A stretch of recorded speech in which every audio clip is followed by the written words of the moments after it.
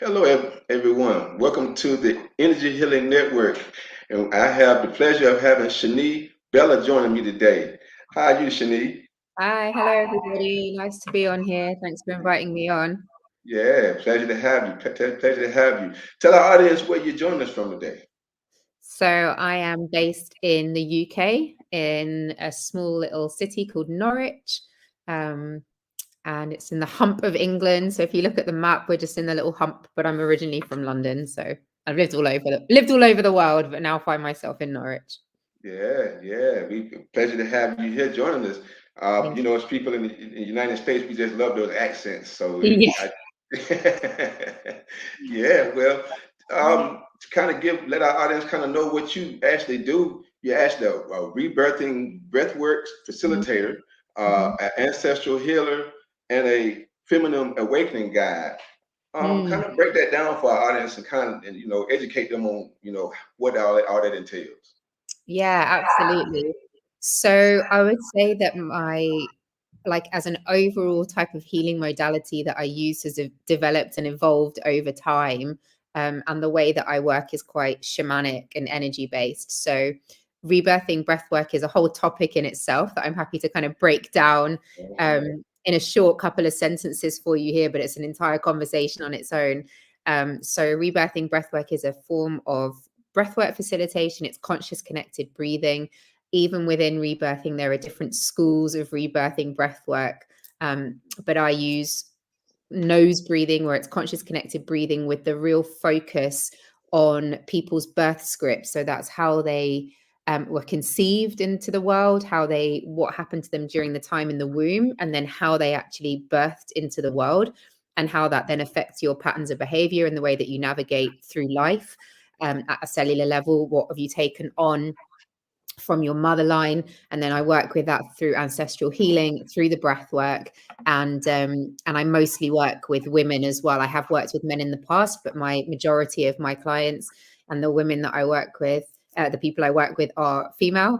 um, and so I support them through a feminine liberation journey into finding their voice, finding their creativity, connecting back to their intuition, learning about boundaries, learning about creative expression, about standing in their power, about liberating their bodies, and standing in their full feminine force. So I also run women's circles and women's events and programs for women specifically, or journeys, I like to call them, rather than programs, for women. But I have worked with quite a number of male clients too, who do come to me for breath work. So the things I do are kind of intertwined and connected within the sessions that I run, particularly in my one-to-one journey, which is called the Liberated Woman. So it's a 12-week journey. Sorry, an 8-month journey, where I've just changed it to 8 months from 6 months, because I realized actually that by the end of the 6 months they needed more time, because healing is it's quite nebulous, like it's layer after layer after layer. And I don't want to keep my clients in a permanent healing loop by any means at all. I want them to leave the container feeling really empowered, to be able to have strategies to work with themselves. But yeah, I've just kind of increased it to 8 months, because realizing over time that it wasn't enough and people wanted to stay for longer. So yeah, that's what I do. Wow, that's a lot. I, Mm. I want to definitely get back to the breath work and the creating the environment as if you were in the womb. Let's talk about that a little bit Mm. more. Yeah, I find it fascinating. So I'll kind of backtrack a little bit and share about my story and how I kind of got to do this work, because it's part of, obviously, our medicine that we give to the world is part of our own journey, and then we embody our own ways of doing things. And I spent a lot of my life in post a couple of things that happened to me. I was when I was younger, in my 20s, I had a really serious abusive relationship um, that continued after we broke up, and I had to go to court with it, and there were all sorts of really difficult things that happened with that. And in the same year, I had a very bad car accident where I was cut out of the car. And I also had several people I knew die all in the same year. So it was a Oh, really, I would say I was 22. It was probably the first of my spiritual awakenings, but I just didn't know it was a spiritual awakening at the right, time. right. but what it left me in was a state of freeze, right? I was very much living my life from a freeze trauma response, from the car accident, from the abusive relationship. And, you know, before that relationship, I was always very outspoken. I love to talk. I've always been into performing arts and drama. I've been a drama teacher for many, many years before doing this work. And um, being in that relationship, and then being in the accident, and then experiencing the grief of people dying as well, I just, my whole voice just shut down, and I was actually selectively mute, I would say honestly, for about 5 to 6 years. I mean, there were like moments where I literally couldn't open my mouth and speak. I was so frozen. And I moved abroad to teach internationally a couple of times, a couple of different countries. And really, it was when I moved to the second country that I was living in, where I remember being out at a gig, and we would, you know, it was outdoors and the vibe was good and everyone was dancing, and I couldn't dance. I couldn't move my feet off the ground. And I knew at that point, like, there's something seriously wrong. Like I'm literally frozen all the time. It's not just frozen, like I can't make decisions. You know, I was kind of always in this trauma response, and I was like, I have to do something about this. And someone suggested to me that I go and try breath work. So I went to a breathwork facilitator, and it took me about she was doing a different kind of breathwork to the breathwork that I facilitate, but it took me about 4 sessions one-to-one with her before I could even move my body. And it was only after around session 4 or 5 that I started to release some emotion. Then I started to kind of slowly unfreeze. And I mean, I must have gone to her for about 20, 25 sessions over the course of a year. And it really just changed my life. And I knew that I had to follow and go and find the training to do it. And I was like so fired up about it, because it really supported me to learn to trust my body again, and to be able to move my body again, and start to listen to myself and connect with my rage, all of the anger that I'd suppressed, all of the resentment, all of the fear.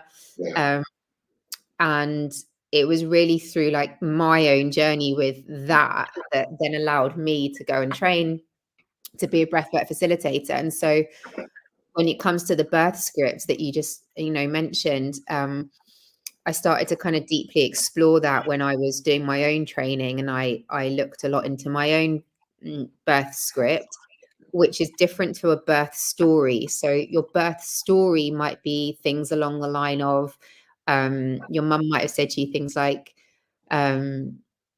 you were such a huge baby, it took ages to come out, and I was just so glad when you finally arrived. Or she might have said something to you like, oh, I never thought you were going to come out. That was the hardest labor of my life. You know, these are the stories. Or I remember when your dad said this, this, and this at the hospital. These are the stories, but it's different to the script. So the script is the moment that you are conceived and the time in the womb, and then how you actually arrive in this world. And so, you know, I give an example of 2 quite extreme situations, but a baby that is conceived in a loving, conscious relationship where both parents want this child in the world, they are consciously connected, there's love in the space, there's oxytocin when the baby is, you know, conceived, is an entirely different imprint to a baby that's been conceived through sexual assault, let's say on like the totally opposite end, right? They're obviously, there's a whole spectrum in between, but they are 2 total pole opposite scenarios. Vibrations are different. High vibration compared to low vibration situation. Yeah. And, you know, there's a lot of scientific research as well. And you know, I don't want to quote things that are not necessarily true, but there's been a lot of scientific research done on like epigenetics and babies, you know, women that have given birth during war, babies that have given, you know, during the Holocaust, probably in terms of world events right now, like children that, you know, that are in the womb right now are going to be facing a lot of, like, they're going to be having a lot of cortisol running through them. And when I looked at my own birth script, I started to realize like so many things about the way that I navigate my way through the world that are connected to the way that I was brought into this world. Well, as a African American that basically lived his ancestry comes back through in America, we have 400 years of that. Mm. Mm-hmm. Yeah, that's And more. traumas that have been passed on that within healing with myself that I Mm-hmm. had to deal with that had been passed on from my parents. That, and I mean, it's even to a point as far as within, the African American community, like the diet and certain things that were put in basically the slaves basically had to consume at that time, that is so deeply embedded in the epigenetically that even when you're physically free, people are still doing the same things that they were doing when they had to do something when they were in captivity. Absolutely, and that's when ancestral healing comes into play, and that's why I merge my ancestral healing, like my shamanic kind of ancestral healing work, with the breath work, because the breath work itself, the rebirthing itself, does take people into an altered state of consciousness, and it does allow like these cellular memories to come up, to be witnessed, to be moved through. But then when I add in my ancestral healing work, and I channel light language, and I use singing, and I use sound, and I use movement, and when I do that in the sessions, like, they're extra powerful, because then I'm psychics and an oracular, so I can see and feel things in people's bodies before they do. So I'm able to help them move it through. And I think that added layer of the work in the sessions really goes a lot deeper. And it's like from this lifetime, but it's also from obviously other lifetimes or parallel lifetimes, however you want to look at it as well. And like you said, through your ancestry, and it's I like to give a couple of examples from my own birth script, so that it's tangible for people to understand what I'm talking about, because it sounds really nebulous. Like, what do you mean? How does this Yeah. impact you? And I'll give two examples of my own birth script. One is more of an etheric, spiritual, mystical level, and one is more of a tangible, like day-to-day practical level. Okay. So, my mum lost a baby before she had me. She gave birth to a baby that didn't survive, and she bled, and she was in ICU for I think almost a month. And so it was obviously a very traumatic event for her and for my dad. And it was the first child that she'd conceived. She was quite young. And then I was next in the womb. And there's a couple of things that I want to kind of share about that. So first of all, I've never really had any kind of fear of death. Like, I don't think about death. I don't have a fear of death. Death does not bother me in the slightest. I'm a bit of a risk taker. I don't really, it's just not something that crosses my mind. And I think part of that is because somebody already died, like, before me, that I then came in to live and to survive, right? Right, Like, right, I came in for life. But right. because my mum had lost that baby, and she'd had an emergency cesarean with him, which wasn't what she wanted. She wanted to have a natural birth. She wanted to have a natural birth with me too, but the doctors literally said to her, like, "Don't be ridiculous. Do you want to die?" All They right. said, she told me, I've had conversations with her about it a few times. And so I was a planned cesarean baby. Okay. And actually, I arrived 3 weeks early. I don't really believe in the kind of like early, late Yeah. dates when it Right, comes to right, birth. dude. I work, and Right. there's like a lot of control over that as well. But Mm-hmm. I arrived 3 weeks early at a time that I, as a living being, didn't choose. But I didn't choose when I came into the world. It was decided for me by authority figures, by external people. So Mm-hmm. I really struggle with people telling me that I have to be at places at certain times. Like, I'm like unconsciously rebelling all the time about arriving on time, because I'm like, no, I didn't get to choose this. You're choosing for me. And Right. I don't want to arrive at that time. So my punctuality for me has always been an issue, because Right. there's like a silent rebellion inside of me. It's not conscious. I'm not doing it on purpose. I don't want to Right. be stressful, but like, Right. there's like a unconscious rebellion inside of me. And this is Mm-hmm. a really, really common thing for people who are born as cesarean babies. And then people who are born, because my partner is the same, he was also cesarean. And we Okay. talk about it quite a lot, because both of us trying to get out of the house at the same time is total chaos. So we're Right. both Right. late for everything. So, Right. I was on time for this, which is awesome. But Yeah, you were. I can be on time, but like, I have to consciously think about it a lot. Right. And and then and then like people who are induced, for example, a lot of clients I've worked with who have been induced, like they really they have a lot of anxiety about not being on time. So they're always early for events, right? Because they're like Right, worried they're going to be late. And right. it's just so interesting to see like on a practical level how it affects you, but then like on a more etheric and spiritual level, um I I I had a whole kind of issue with my dad growing up where I didn't feel like he really saw me for who I was.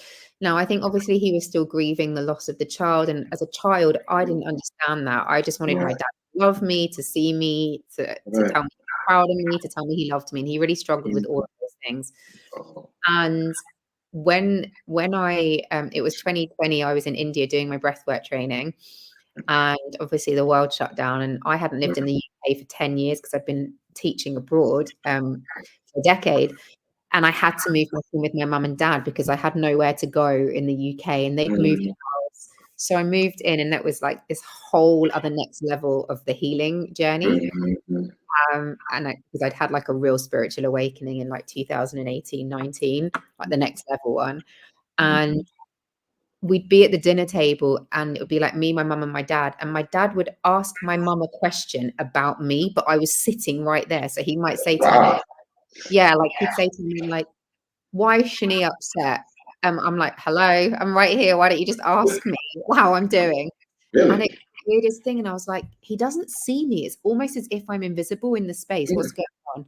And then I started to tune into it, and I was like, someone wasn't seen in my family. So I feel like someone wasn't seen. So I asked my mum, did you ever get to see the baby that was born before me? And she said, no, they took him away before either of us could see him. Oh, wow. I'm like, okay. So then I like Yeah. sat in like a meditation with the Mhm, baby, and I was mhm, like, "You have to stop. Like, I mhm, feel energy in this space, like blocking me from connecting with my dad, and it's not okay." And I was like, mhm, "I'm sorry you didn't survive. I'm sorry you didn't come into this family, but I mhm, did, and I came here to mhm, live, and I came here mhm, for connection, and I'm breaking cycles here, and it's like you have to mhm. stop." Hmm. And when I did that, and I did like a lot of release work on it, the relationship between my dad and I like almost instantly changed. It was quite magical.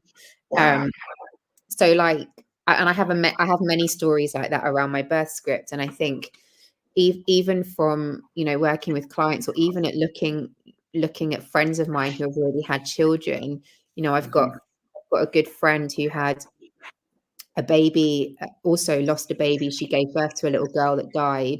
mhm, And then she conceived her next child within 3 months of mhm, losing the baby, and she wanted to have a natural birth with him.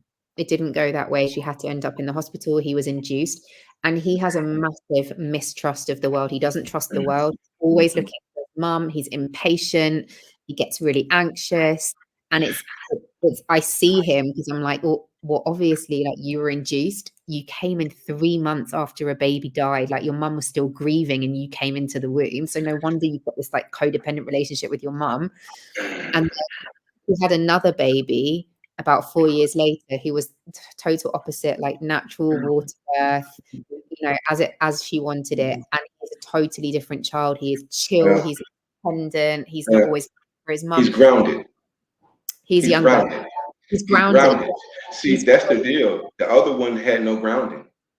In Reiki world, we look at chakras and the energy of that chakra with that not binding with the parent mm, drew him to where he had no mm, grounding, and so he didn't feel secure, felt anxious, felt could be overactive or blocked. But that's the yeah. deal. But also, the mum was still grieving the loss of the child when he came in. So he's taking on that energy like at a cellular Yeah, level. And I think, yeah. I've worked with many, many clients, and the birth scripts are always fascinating.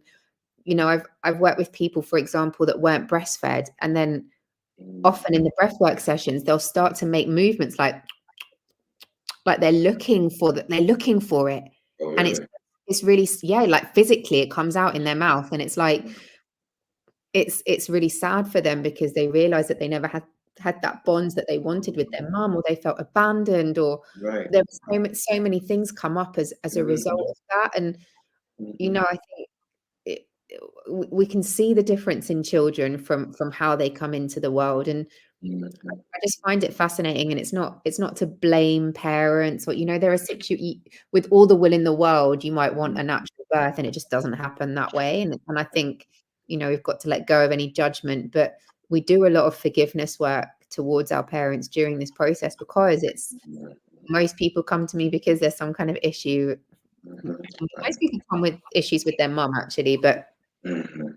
with the father too. But yeah, it's really fascinating. I find it really fascinating. It is, because it's, you're basically dealing with energies from the beginning of consent. We asked it before because Mm. I was talking with another guest at one time, and she deals with conscious parenting, Hmm. and kind of the same thing. I kind of got into the deal about me knowing about sounds, like to go along with the energies, so you can actually they can hear, because just like ultrasounds and things like that, they can hear the things you speak before they ever come into the world, but they can also feel the energies that the mom is carrying in the surrounding environment. Of course. And it kind of get into, it's really a science behind the energy field that these hearts are producing, and so it produces, people feel these, and the babies feel them at before they ever come into the world. And Absolutely. their energy centers, but we like to call their alignments, are already unbalanced before they ever get a chance to ever Mm. come into the world. And it sounds like Yeah. you. And there's so many, clients I've worked with where the mum was told things like, your baby might not survive. Right. And then it's like the child, as they've grown up, have always had this like sense of urgency around death, or, you have so many things that happen.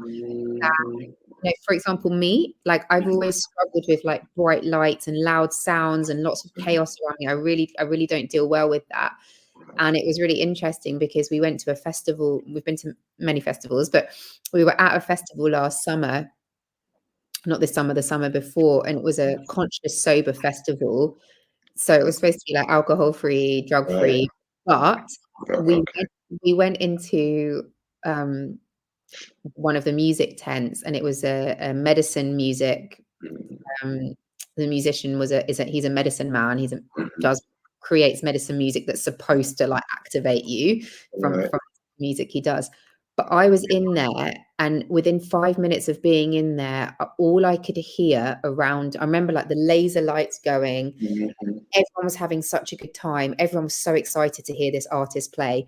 And I just had this overwhelming sense of like, I have to get out of here. And I stood there and put my hand on my heart and I cried. And all I could hear around me was people talking about drugs, but Mhm. like hardcore drugs that shouldn't have been available at this kind of. Right, right, right. All I felt was, I was like, the lights and the noise and the chatting and the drugs, and I closed my eyes. All I could see was my birth. I was like, Mm, cesarean baby, I would have come out into bright lights, doctors chatting over me, giving my mum drugs, mm, like, and it's mm, all I could see and feel, and I had to right, get out of there. And right. energetically, I was so drained from being in there for 5 minutes. I Mm, went, like, fell asleep. And even I actually trained to be a doula as well a couple of years ago, though I'm not really using my doula practice. I was just really curious about like conscious birthing and parenting. mhm, mhm, And during the doula training, when they were talking about epidurals, and I remember like being in the training, and as soon as they started talking about epidurals, I went like this on the sofa, totally conked out, and I woke like numbed out, and I woke right. up. I was like, "Did we finish talking about when they like moved on to the next topic?" And in that moment, I was like, my mum must have had an epidural with me. Like, and I Mm, messaged her. I was like, did you have an epidural?" She's like, "Yeah, of course, you're a cesarean baby." And I was like, "Oh my God, I literally just numbed out, as like the cellular wow. memory of you being numbed out lives in me." Right. You felt the sensation. I completely knocked out for about 15 minutes, like unconsciously knocked out. And it was like, and then I was like, well, yeah, and I've lived most of my life in a freeze response and an avoidance, because like that's part of the numbing out, and it's just like Yeah, it boozles my mind, like yeah. the depth of where this goes. Right. Uh, and so Wow. it really is like really, really worth looking into. And I just don't think most people, when I have one-to-one clients, the first thing I do is get them to have this conversation. I get them to fill in a form, have this Mm-hmm. conversation with their mum, if it's possible for them to do that. And Right. it's just like, no one has these conversations with, you don't go to your mum and dad and go, hey, so how did you conceive me? Tell me about that story. Like, Well, you don't really yeah. ask. Well, mine would kind of give me well, you got me more intrigued about it now, but unfortunately, my mother passed away in 2020, so I can't ask. Actually, today makes 3 years that she passed away. Sorry So, about that. yeah, but she used to always, when we lived in New York when I was born, and it's a big city, and we lived on the 17th floor, and she had to kind of lug, and she had to go into the hospital with me, and I was born so-called 2 months early as a premature baby. And so she tells me these stories of how much she had to endure with me coming into the world, and then me being a premature baby, being a fighter to get here. Now I know that I fought through a lot of stuff in my life. Mm. you know, I'm having no quit attitude about everything. And I always kind of attributed it to that, but it's like it makes me want to make me wish I could have dug a little bit deeper into it. I think one of my questions for you would be, do you, or have you in the past experienced the feeling of being a burden? Hmm. Perhaps in the past. I mean, but after you've done a lot of healing work with yourself, it's kind of like the old you kind of a deal. But Mm. probably, but I've been always so because my brother's 10 years older than me, so I was kind of more independent, and so I didn't I kind of looked at being a loner anyway, because I get things done on my own. So being a burden to people is like I didn't feel like I was, because I felt like I was always doing what I needed to do to pull my weight. So Mm. Or is it energy? What I'm saying is like that you didn't want to be a burden. There's like something there oh about, yes, yes, yes. yeah, I do not especially, want to. Like if I feel like that I'm getting into a point on someone's, just kind of aggravating them a little bit, I kind of back yeah, away. You don't want to like be that yeah. person. Yeah. And But I think I'm asking you that because what you just shared, where your mum has said, "Oh, all this stuff I had to endure with you," and I think like when we hear stories like that and we feel that as the baby, it's like, ah, I put so and I felt like that before in my life, like especially right. around my dad. I was like, "Oh, I'm an inconvenience to you. Like you wanted a son, you got me, and my Mhm. inconvenience to you." Because when my brother was born, like 7.5 years later, my dad was so different with my brother than he was with me. And Right. I think there's like, he doesn't know it, but I think there was like an unconscious like resentment that I came out a girl and not a boy. And it's Uh-huh. just, and in many families, it happens like, they wanted a boy, they had a girl, and a lot of those girls end up trying to prove themselves Yeah. and take on very masculine traits as a result. And I think there's just so much to unpick with it. But It is. It every is birth script is so very different. So it's fascinating. I individual, could, yeah. yeah, I could get you to keep sharing these stories because you got me to look at it from a different way. Which is why we're here, because people that have within our community of energy healing have so many different ways we're approaching things. But to actually get into the beginning of your script of your life, how it Mm, began, is like that's the actual life has a lot to do with the seeds that are being planted for your life. mm. And that a lot of times people are trying to deal with it kind of like in the middle and not necessarily from the beginning.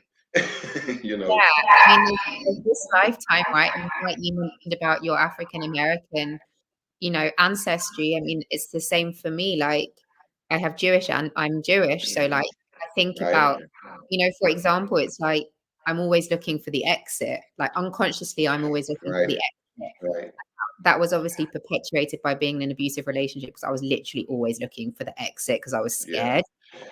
And then of course being trapped in my car and I couldn't get out and they had to cut me out of the car. yeah, yeah. But like when I also look at like my ancestry, I'm like, well, like my family have been, my family have come from all over different. I've got like 7 different countries within my Mm, 2 generations of my grandparents, my great grandparents, and my parents. right. So like for me, it's like, well, yeah, they always had to run away. Like they were always on the run. No wonder I'm always looking for the exit. They were Yeah, always fun, right? right, It's right. not to stay in one place. I have to, and Mhm. I've moved like in my lifetime. I've moved like 4 or 5 times, countries, locations, Yeah, you and don't just move cities, you move countries. countries. Yeah, and it's and I couldn't really work it out because I have a sense of adventure and I love to travel anyway. But like there is like an unconscious like, well, it's not safe for me to stay in one place. Where can I go next? And I know it's ancestral, right? It's definitely Uh-huh. Uh-huh. okay, Wow. persecution. They're going to find me. They're going to hunt me down. They're going to hurt me. Yeah, Like, yeah, like yeah. it's not a conscious belief, but it still lives in my cellular system. Mm-hmm. And Mm-hmm. those are the kind of the things that, yeah, I address through the breath work and the ancestral healing, as well as like supporting women to awaken into their feminine and into their liberation. Mm-hmm. Get a little more into that. Yeah, so I mean, I've been again like my own journey with the suppression of my voice and my body and not trusting my intuition and really blaming myself for so many of the things that happened, even though it wasn't my fault. Like I blame myself for turning down the road when I had the car accident. You Mm. do you make these like Mm-hmm. these connections. Um, Mm-hmm. and so I've spent a lot of my time, as I said, like a lot of my journey, like freeing my voice, liberating myself. And as a kid, like I always went to drama club. I performed on stage. I've performed in the West End. Like I've sang all my life. So to have my voice shut down was a really big deal. Um, and to learn to come back into liberation of that. And I just, the more I've gone through my spiritual awakening journey, the more ancestral work I've done on myself, the more that I am passionate about um, essentially like crumbling the patriarchal systems that live within Mm-hmm. all of us, for men too, but specifically for women. Like, and Right. I really see men, like I see the Mm-hmm. struggle for men too. This is not in isolation. Obviously, we need to all do the work together, but We do. I thought, yeah, and I see my partner always doing the work. Like I see the importance. Like we need to be doing this together. But yeah, for me, I'm so passionate about like women coming together, about supporting each other, about sacred sisterhood. Is like I joke, like I'm like it's my brand, like sacred sisterhood. Like my mission is like for women to be seen, heard, and witnessed. And I think so many women are not still fully seen, Yeah. not Yeah. fully Yeah. and not fully heard. Yeah. And I have my own podcast called The Liberated Woman, and I've Okay. had do solo casts, but I've also had guests on. It's about being dismissed in the medical system, or Mm-hmm. doulas and birth stories, and Yeah. like in Yeah. so many, in the office, in the boardroom, Mm-hmm. with the Mm-hmm. partners, Yeah. still in the Yeah. sisters, like in the Mm-hmm. courtrooms, like people Yes. still not heard. Yeah. Uh, and it's really my passion that women are liberated, like in all aspects of their life, like in their voice, in their Mm-hmm. sensuality, in their creative expression, in their Yeah. boundaries, in their power, and you know, In this country, the ability to do what they want to with their bodies. yeah, You know, that's a whole nother topic. But yeah, this is just more of the same. People trying to own women and tell women, not hear them, just tell them, what to do. I have a client, they call it the MRS code, just mm, the little missus. mm, She hates it, but she is exactly right. Like, it's people would like to act like things are changing in that area, but we keep seeing it. It's not. yeah. Yeah. Things have progressed basically, like you think about it, maybe like 100 years ago, women still didn't have bank accounts, and Exactly. women are still struggling to like embrace embodied wealth, because it's like, who am I to be wealthy? Like Right. that's my husband's job. Still, that lives in the psyche. And like Yeah. this, we're coming up to Samhain next week. Like it's the honoring of the ancestors in the pagan, in the pagan culture. And I'm holding a women's circle on Sunday so that we can honor our ancestors and Mhm. work with that. And it's like still in the psyche is like the witch wound. We still have the psyche of like sisters competing, the Yeah. mistrust. And so we're Yeah. just building and building like a sense of sisterhood and community, where it's like we're not in competition with each other. We're here to support each other and Right. guide each other and hold each other and celebrate each other, but also in all the different aspects and the facets. And I think more and more people are realizing the importance of community. Mhm. Everyone's waking up to a certain extent and realizing how corrupt the powers that be are, and how like we're just pawns in this massive game, and Yes, really yes. to be there to be the village. And I think many women, especially mothers, feel so alone in their journey, and they just feel so isolated. And in Mm, Western cultures, we just don't have that. Like, where are the elders? Like, who do you go mhm. to? Like, there's no Right. that sense of community, and it's coming Mhm, back. Certainly in the UK, it's a mhm, big movement. mhm. Um, and I'm just part of that movement, through the work that I do by holding space for women and creating these safe spaces and these transformational experiences. And I just love it every time. I'm so nourished by it. So Yeah. yeah. It is beautiful work because I mean it's definitely needed. We need it here in the United States because women are in need. Well, for that matter, there's a lot of things need to be represented. Because as you speak of the powers that be, Mm. I'm kind of passionate about pushing back some of these things too, and I kind of dig into some uncomfortable issues because a lot of things are uncomfortable about things. I kind of touch into stuff to how religion kind of plays a role in some of this stuff, and things of that nature, because a lot of times people need to develop self-love about themselves because love, people start having more love instead of this competition, this ego type thought process that's going on. Then Mm. people can come together, but it's hard to do so when so much division.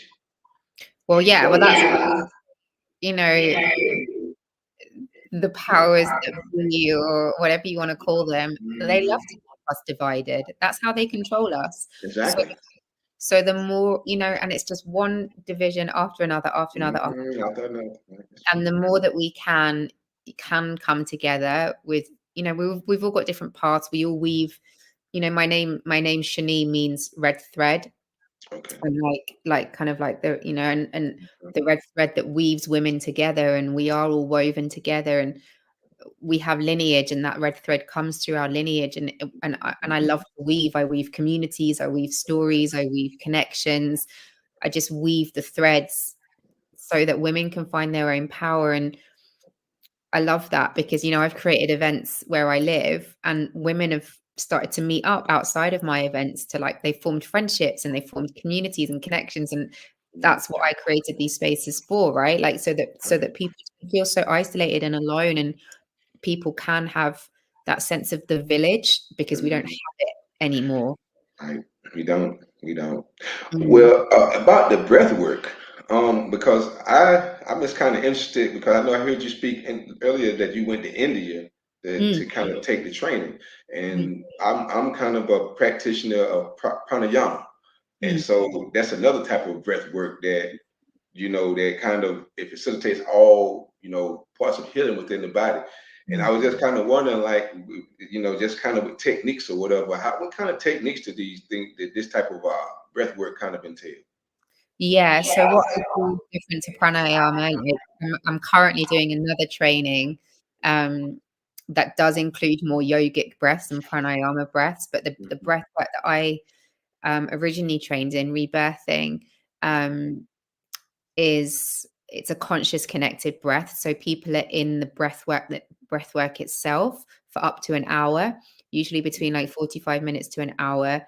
We use nose breathing. So it's conscious connected breath through the nose. There's been a lot of, again, like, you can look at the science between, the benefits of nose breathing over mouth breathing. I really don't like mouth breathing, as a concept. And I think a lot of people have had some very difficult experiences doing conscious mhm, connected breath through the mouth if it's not held mhm. properly, because it makes people panic. It like Right. increases the CO2. So yeah. So It is. use nose breathing, and it does take people into an altered state of consciousness. Um, and they feel bodily sensations. Um, all sorts of different things happen within the body can move, memories can come up, you can get hot and cold, you can have twitches of energy, and your hands can go into tetany. And um, there's all sorts of different things, emotions that come out: anger, grief, sorrow, ecstasy, bliss, like every emotion you could have. And then as that happens in the session, I'm holding the space shamanically. So as I said, I use light language, which is essentially a soul language that is channeled through, and I sing it, I move it, I speak it. I write it too, but not in sessions. That's different. There's no point in writing it whilst them. But like I use that to support them, and I often part of my like psychic ability is knowing what's going on in somebody's body before they do. So I'll feel it. Say I'll be like I'll say to them things like it's coming into the top of your crown, isn't it? And they're like a minute later they're like, oh yeah, there's loads of tingling there. I'm like, okay. Right. And I'll like sing, and I'll sing healing songs, and I'll move it around, and it within like seconds it disappears. So I'm helping them to kind of clear things somatically in their body. And then sometimes, you know, like memories will come up that they just didn't anticipate, or um yeah, just kind of clearing of stagnancy that's stuck in the body. And I like to kind of call this type of breath work like colonic irrigation for the soul. It's like, you know, I kind of joke about it, but it's true. Like if you didn't have a shower for like a week, you'd feel really sticky and dirty and worried and heavy. And you know, it's the same. If you don't cleanse within, Yeah.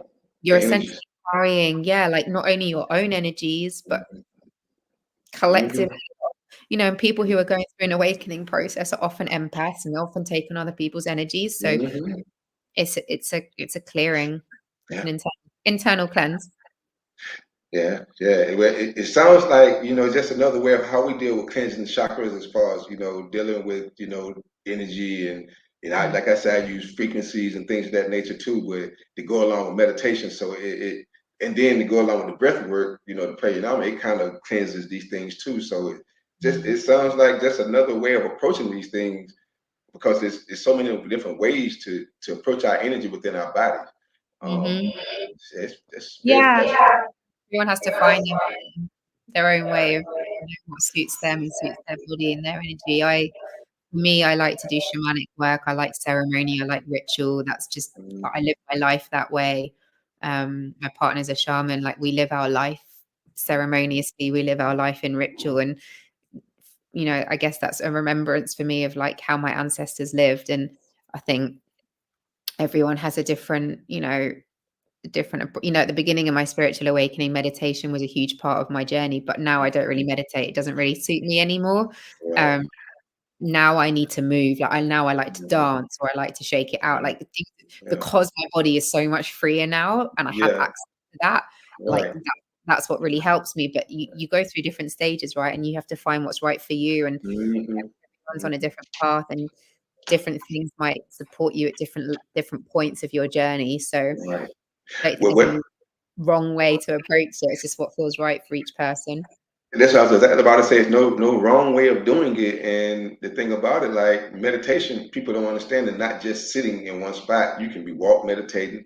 You can be meditating while eating because it's about being conscious about what you're doing and Mm. being in connection. And so a lot of times I have to tell people like that you try, in the beginning you're trying to get I try to get a person to be able to sit and be, because trying to get the mind to stop racing so much, but just being present throughout your days of meditation. Yeah, Yeah. definitely, definitely. And like, yeah, there's so many different ways to do it, right? So many, and that's what we like. You just said the beautiful thing is no wrong way to do it. Even with a lot of things when we're talking about visualization and healing things of that nature, it's the intent that matters. Yeah, you definitely. know, 100%. So Yeah. as long as that mind is intending, and like I try to tell people who the visualization, say for instance, things. Okay, well you can't visualize very well, but that's not the most important thing. It's what your intent is within your heart that matters. Um, Yeah, some people don't realize, some people just feel, like uh, people access things at different levels, right? And have different connections. Like right.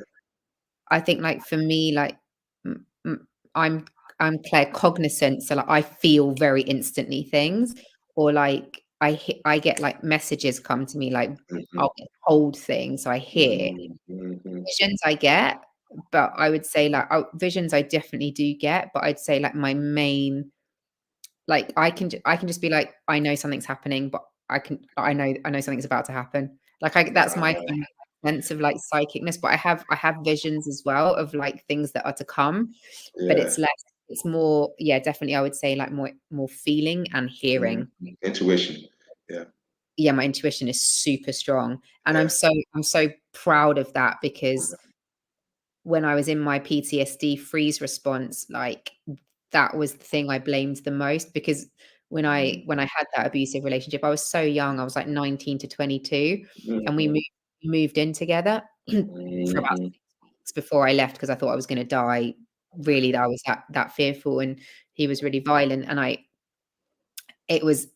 that's when I blamed myself so much, because my intuition had totally was telling me not to move in with him, but Right.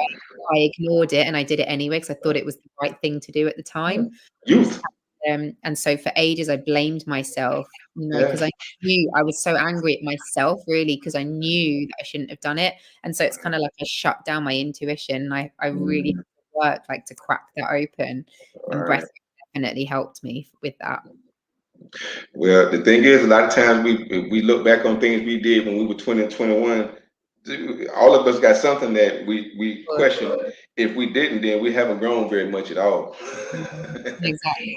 You know, that's the thing as far as letting things go about yourself. You know, just you got to forgive yourself about things and understand that everything is it's not a mistake. It's a lesson. You know. Definitely. Hard to see it at the time, but as you as you move forward, yeah. Oh yeah, oh yeah. But that's the thing about it. When we move forward, we start healing, our perspective start looking at it differently. And when you can change your perspective on things, then you can kind of change your view, and then it doesn't. You can change it from a trauma into something that can be something that can actually give you growth. You Yeah, know. that's Yeah. the outcome. Yeah. Most definitely. Most definitely. Well, we definitely want to know a little bit more about as far as like the shaman work though, because people hear shaman, but a lot of people don't necessarily know kind of how it kind of works. Yeah, so, like, I wouldn't call myself a shaman, I've never trained to be a shaman, but, my partner is a shaman, and since we've been together, like, he's definitely activated so many of my gifts. I think we've activated each other in so many ways.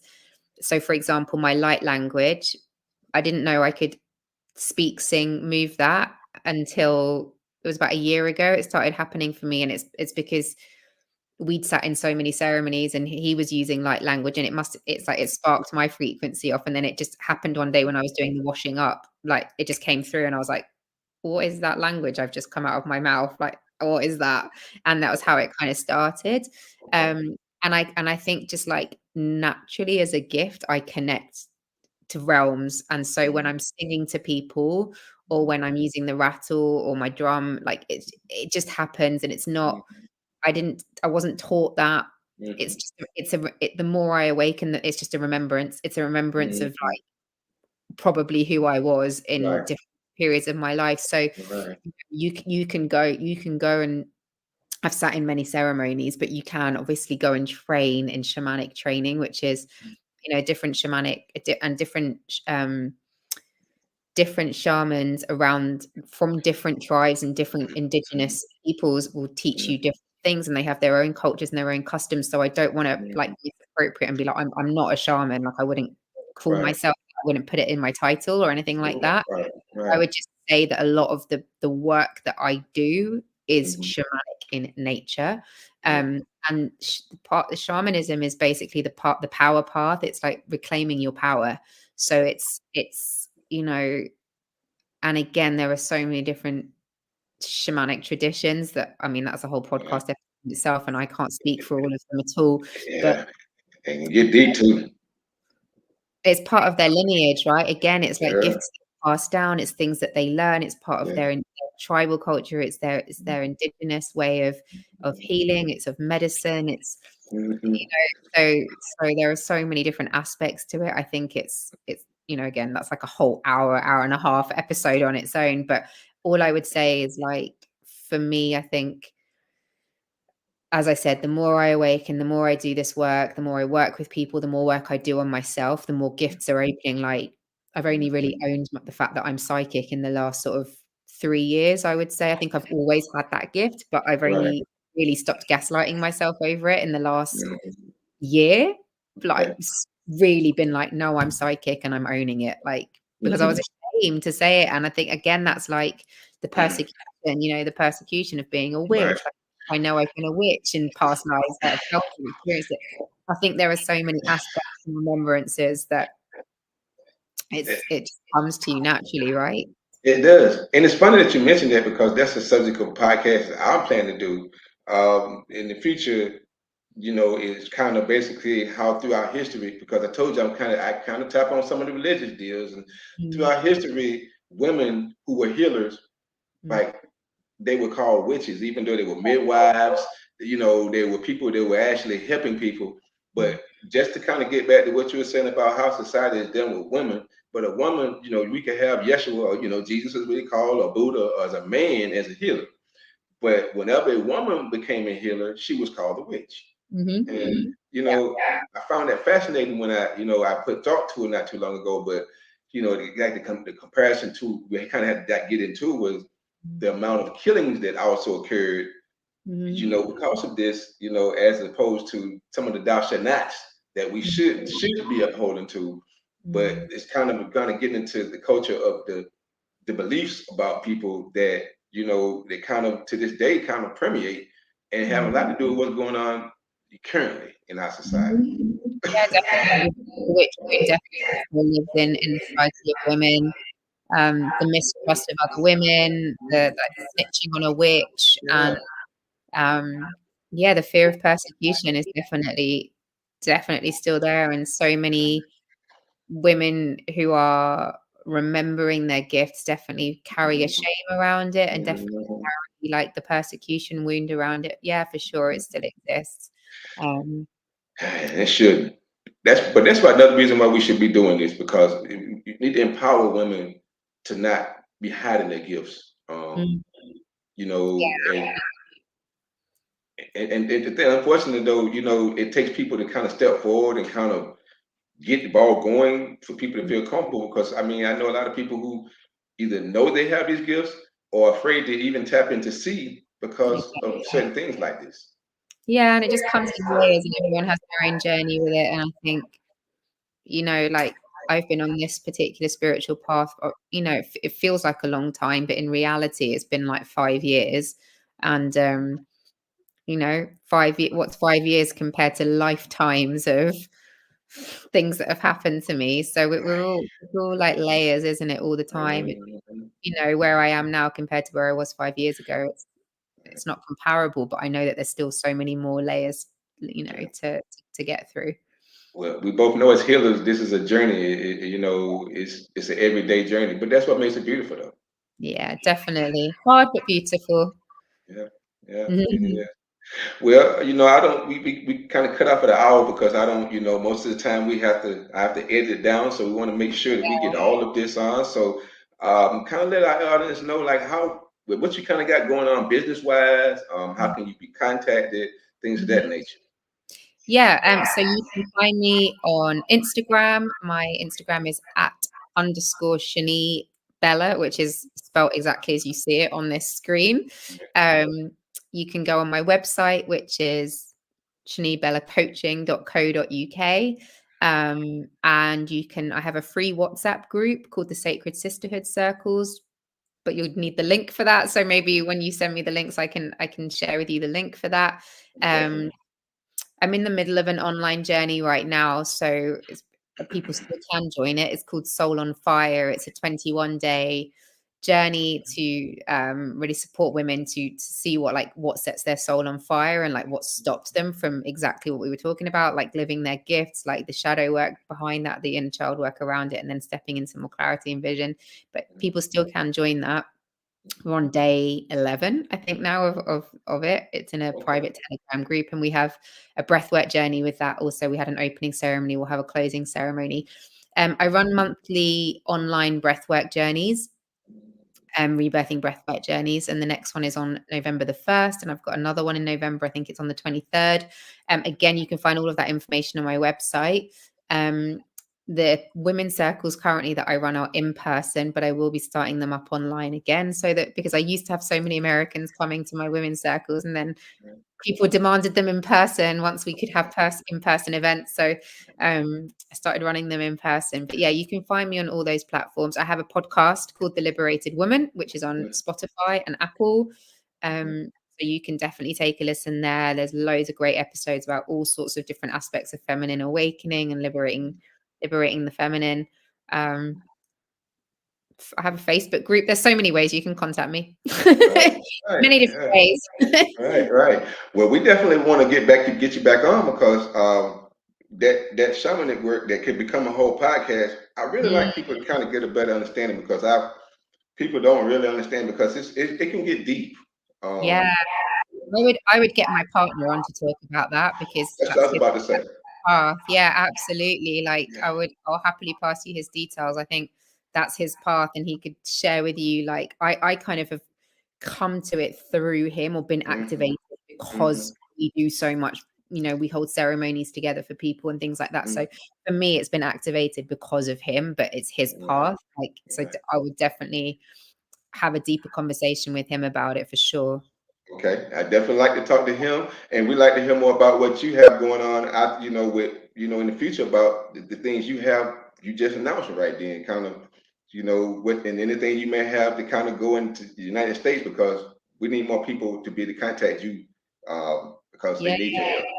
Well, yeah, obviously, I didn't even mention, obviously, I run one-to-one sessions. So if anyone is interested in coming to have breathwork sessions or ancestral healing sessions, I offer them online all the time. So that's Yeah. probably like the main way that you can work with me if you're abroad right now is coming for Hmm. one-to-one sessions. And that's like obviously more individualized and personalized sessions. And then we do work on the birth script as well. So that's really fascinating.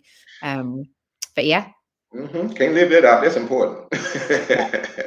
Everything is available on my website. So if you just type in um, www.shanibella, as in what's written here, coaching.co.uk, like all of every offering I have is on that website. So you can take a look and get more of a vibe for me as well in there. Yeah, yeah. Beautiful, Shani. Definitely, Yeah, definitely. thank you so much. Well, before we go out, is there anything you want to leave our audience with today? Oh, yeah, maybe just like curiosity around your own birth script and maybe asking some questions if you can, or yeah, finding out more information. I think that's always a really fascinating conversation and thing to dive into.